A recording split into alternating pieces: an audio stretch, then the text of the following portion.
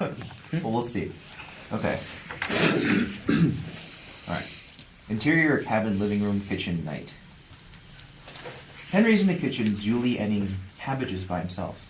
For a while, there is only the sounds of cutting, and Henry seems pretty comfortable by himself. A moment later, he turns back towards the sofa in the living room area. JD is sitting there by himself, quietly watching Henry from a distance. Henry turns back towards his cutting board with a small grin. You mind lending me a hand? JD perks up a bit. Really? Yeah. Come on. JD gets up and saunters over. Henry offers him the handle of a kitchen knife. You know how to cut tomatoes? JD eyes the knife casually. Who doesn't? Henry lightly chortles as JD takes the knife. JD takes a spot behind an empty cutting board next to Henry and begins awkwardly cutting up a tomato. For a while, they stand there cutting vegetables quietly, stealing sheepish glances at each other. This is a nice house. You did a good job holding up here. Thanks. Though I can't take much credit. What do you mean? Well, I didn't do much for this cabin. I inherited it from my friend Max. He's the one who stowed away all the supplies up here. I just came along when he convinced me to join him. Oh, okay. You cut vegetables silently for a moment. Where's Max now? Henry hesitates to respond. I don't know. We got separated on our way up here. We took separate cars to bring as much as we could, and a cop car tried to pull us over. We figured we could lose him if we split up. He got off the next exit. I stayed on the road. The cop decided to follow him. I waited for Max for a long time to see if he got away, but he never came. JD isn't sure what to say. Hang on. Henry heads for a study table, rifles through the drawers, and comes back with an old printed photo depicting Max and Henry at some sort of fancy dinner. JD is clearly unfamiliar with the sight. What's going on here? That was right after our high school reunion. Max and I ditched because we got tired of the crowd and decided to treat ourselves to a fancy dinner instead. That sounds fun. Yeah. Max was a really good guy. Henry smiles sadly as he pockets the picture and goes back to chopping.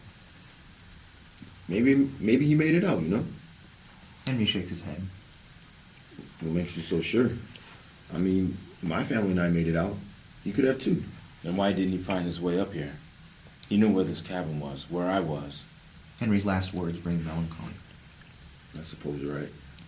Henry begins gathering up the chopped cabbage into a Dutch oven. So was that cross next to the house for him? Henry hesitantly shakes his head. Then what's it for?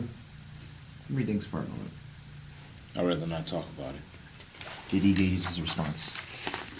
Oh, okay. Henry takes the Dutch oven along with a few cans of food over to the fireplace and lights up a fire. JD stands alone in the kitchen and watches him quietly. Bring that over, would you? JD brings over the cutting board with tomatoes. Henry takes them, and JD watches on the couch as Henry empties a can of chili and a can of chicken stock into the Dutch oven and stirs it all together with the cabbage. Henry then sets the oven next to the fire to stew. I miss music. Hmm? The radios have been dead for a while, right?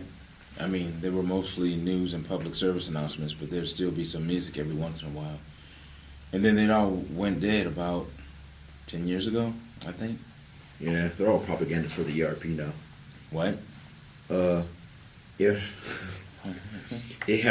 Revolucionario del Pueblo. They've been gaining around for a while now. They took over the radio stations a few years ago.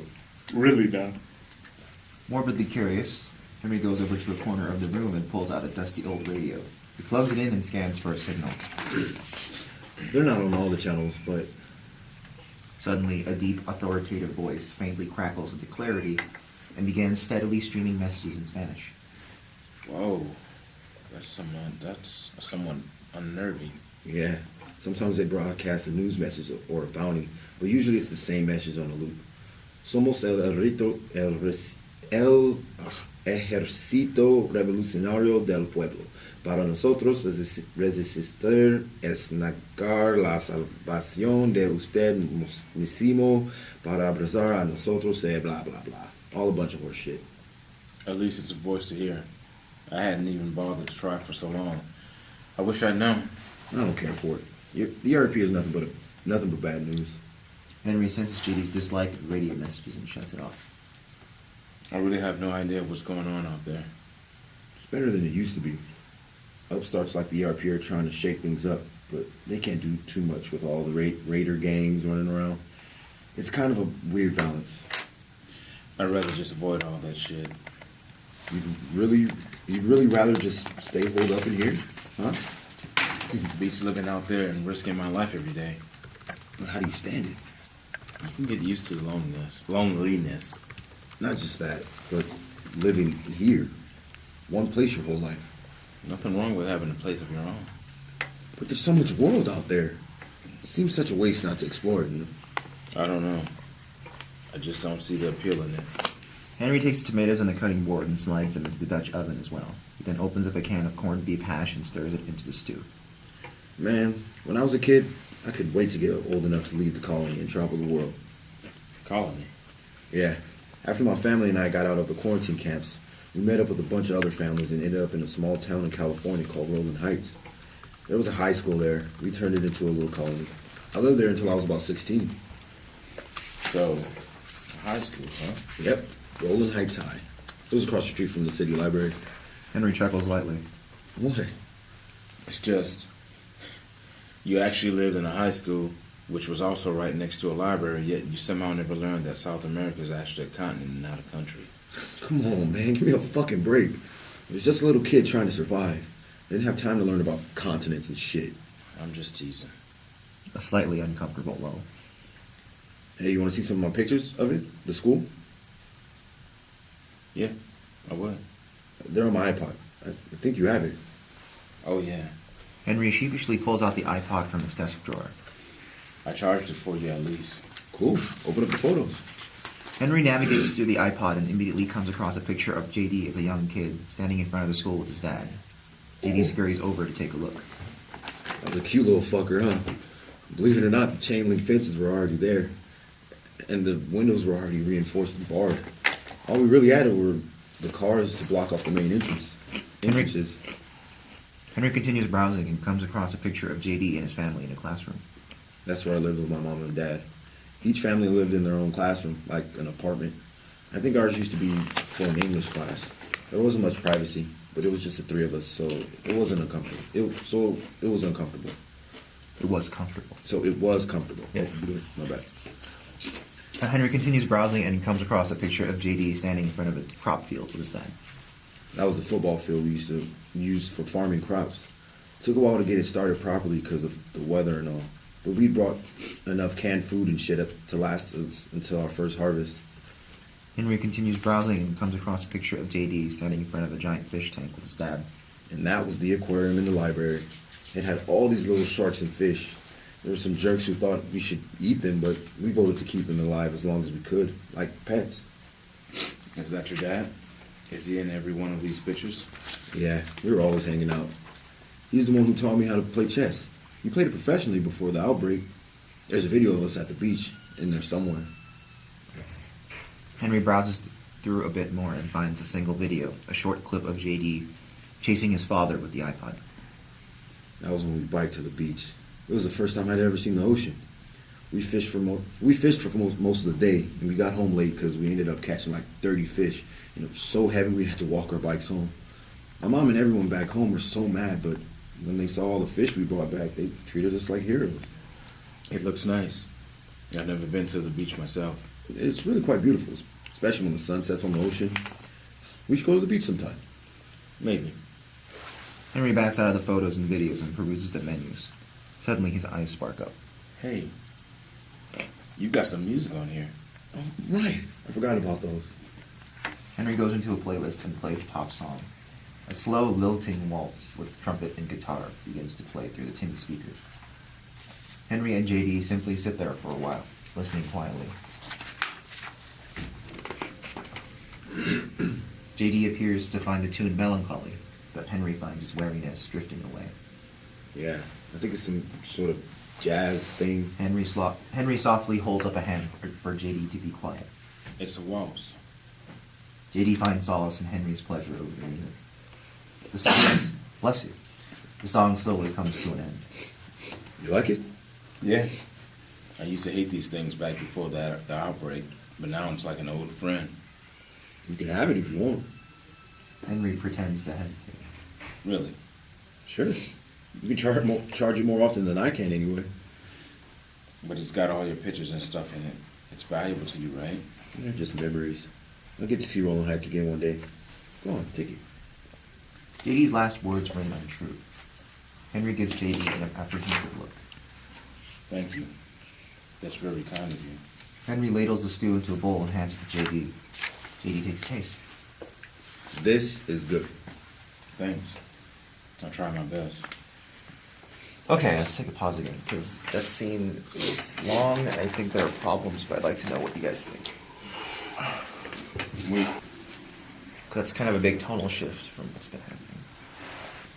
you know, I mean, obviously, Henry's in listening mode right now for the majority of this scene. You know, I think, like, it's all about JD as far as, like, a little trip into his background. But if they're gonna, if he's gonna do what he does in the end, you know, if he's gonna do that, you think you might have like a few more hints, a little bit more of something a little bit more critical to JD's what's the word I'm looking for? Personality, like say something more heartbreaking about him. You know? You mean heartbreaking about JD or about Yeah, JD.